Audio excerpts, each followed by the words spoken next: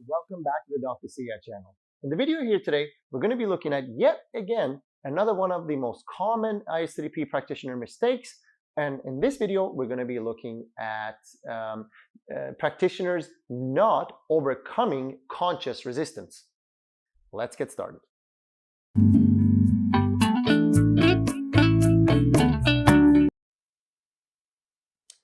All right, so what do I mean by conscious resistance? So anyone who's an ISTDP practitioner knows that there's a lot of literature around unconscious resistance, around a patient comes in, sits down, wants your help, but as you begin to investigate and explore their inner psyche, these unconscious defenses turn up to prevent the person from getting too anxious, and also prevents them, of course, from healing and from seeing the truth about themselves and from having lifelong relationships and so on and so forth. Now, all of those things, in my opinion, are very much true.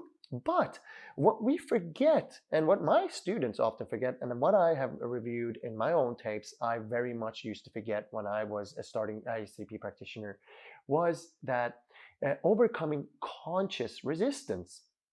And so then, if unconscious resistance is an unknown defense mechanism that comes up within the person, then what is conscious resistance? Well, conscious resistance is when the person, simply put, for whatever reason that they are aware of, does not want you to be doing whatever it is that you're doing with them in that moment. So it's not unconscious, it's something they are aware of, it's an idea that they believe in, and they believe in that moment that you, as the practitioner, are doing the wrong thing to them, or something they don't like to them, or something they have not given you a permission to do to them. That is conscious resistance. So I'll give you an example of when you might be consciously resistant. So say, for example, a friend of yours invites you over for dinner, and then you sit down and you're all having fun, and then suddenly he turns to you and goes, so, hey, I noticed that you kind of twitched there. Do you think that that's linked to your mother and your father and the way that they treated you as a child? Can you please go ahead and explore those memories with me here right now?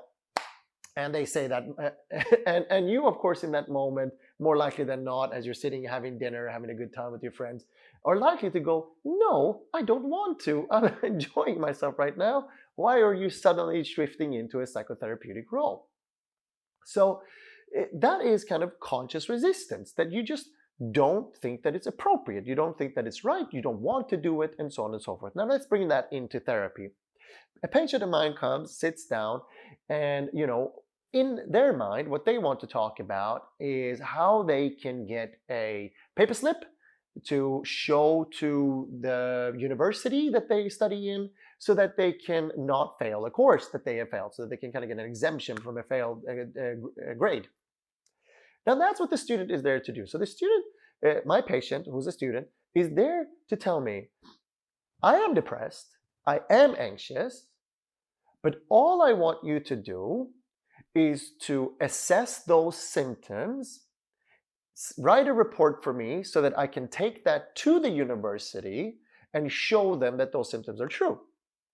Now, of course, if I do an assessment, if I ask symptom-related questions, then the patient may or may not have unconscious resistance to answering those questions, but they will not be consciously resistant. When I ask, so tell me about the symptoms of your depression, they're going to say, oh, this symptom, that symptom, this symptom, that symptom. Tell me about your anxiety symptoms. Well, this symptom, that symptom, that symptom. If I provide them with a diagnosis at the end of that day, they are happy, they will leave satisfied with the service that they got, and they're probably never going to come back. Rightfully so, if that's what they wish. But another thing that might happen is that I might find that I am seeing unconscious resistance in that patient, and I might want to address that. Now, that might be true that I'm seeing some unconscious resistance, and it might be true that it would be useful to assess, but it's only with the person's permission that we can actually do that. So I would have to ask the patient and say, so, you've come here for an assessment, is that right? I'm also noticing that, with these symptoms that you're having, or with the anxiety and the depression that you're having, that they must cause some problems for you. Is that right? The patient might say yes or no. And then if they say yes, then you can say, well, do you want to deal with those problems here as well? Or have you simply come for an assessment? No, I've simply come for an assessment. Okay, if that's the case, then you have no permission to start doing therapy with your patient at the moment. Another way might be that you say, do you want to look at those problems? And they might say, yeah, I do want to. And then you say, okay, so what are the problems that it causes for you? And they might change their mind as soon as they notice how intense it gets. It goes, actually, you know what? I don't want therapy. Every step of the way in therapy, you have to open your eyes and be aware of the possibility of conscious resistance. Patients who come to you have been to other therapists in the past. They found things to be useless to them sometimes in the past. They found they come in with a particular value, with a particular culture, with particular religion, with particular ideas about the world. For any and all possible reasons, people might not want the full extent of your services, even though they are sitting with you and across the couch from you. One of the most common examples for me is a patient sits down, I start doing ISTDP, even after explaining what ISTDP is and getting their consent to do ISTDP. They say, yes, let's do ISTDP. That's even why I've sought you. I've come here for ISTDP. As soon as they sit down, for example, they don't trust me. They think that I am going to be hurtful to them. They don't trust me because I'm a man. They don't trust me because I'm brown. They don't trust me because I got a beard. They don't trust me because I'm from the Middle East. Whatever they might think is kind of true about me, or that their mind tells them that I'm a terrorist, or that tells them that I'm a harmful, physical, violent beast, or if it tells them that I'm judgmental and critical and I'm going to somehow destroy them. What I have to do is to investigate that distrust, the extent to which it's conscious, the extent to which it's unconscious, i.e. projection, and the extent to which it prevents them from wanting to do therapy with me. And if at the end of the day, I cannot help them overlook the distrust with me, I still don't have any permission to talk to the patient about anything else but that distrust. So that's one boundary, that's one barrier to therapy. I want to talk to you about other barriers because I think I use projection a lot, I just thought about. So, for example, the person might come and not believe that they have a psychological problem. So many of my patients come and sit in front of me across the couch, and while they're seeing a psychologist, they do not believe that their problem is psychological in nature. They might want for you as a psychologist to talk to them about the symptoms that they're getting due to a medical problem. Even if you look at some of Alan Abbas's books, I don't recall what the name of the book was, but the one with the somatic kind of, the one that focuses on somatoform problems, there is this kind of collegial discussion in that book between kind of Alan Abbas and his colleagues, where they're kind of delineating, look, where does ISTDP come in and where can CBT come in? And ISTDP shows its strongest potential where a person's problems originate psychologically. And if the person believes that it doesn't matter if it does or not, if the person in front of you believes that they have a medical problem and that only medical solutions can deal with those medical problems, then you don't have the right to do psychotherapy onto that person in related to those problems yet. So what you have to do is to explore that. You believe that you have medical problems, yes. So what do you believe that I can do for you as a psychologist?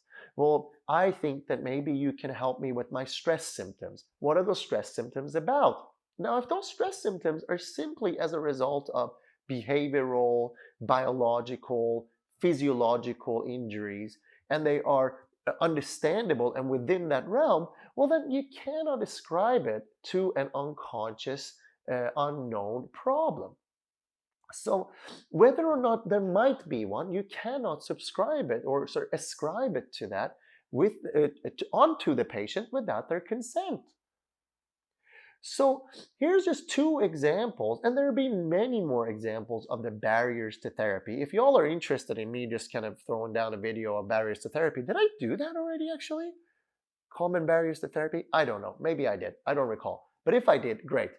But just kind of like look at that, because any conscious barrier to therapy will mean that you are not doing therapy with your patient, you are doing therapy onto your patient, and it's a matter of time before they'll get the shits with you. And then when they get angry with you, if you're still not paying attention, you're going to think that that's transference anger. You're going to think that that's actually deep unconscious anger coming out. And again, you're going to be pushing for that anger. And now before you know it, you're going in and you're risking actually doing harm onto the patient. So just think very clearly about, is the resistance that you're seeing unconscious or is it conscious? And if it is conscious, then you need to have a very conscious conversation about whatever is going on. I hope you enjoyed the video. I hope you share it with your friends and your mates and your colleagues and let everyone know about the channel. Even if there are particular videos that you don't like, please give me comments about that. If there are particular videos that you do, please let me know about that too.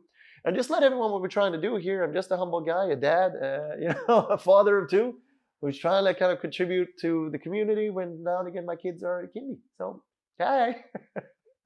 Anyway, all right. I don't know why I peace out after that, but that's sometimes one of the things that happens. So I will leave that in the video because I don't edit. So that's me. Have a good day. Subscribe. Did I say subscribe and press the bell button and all that? Thank you.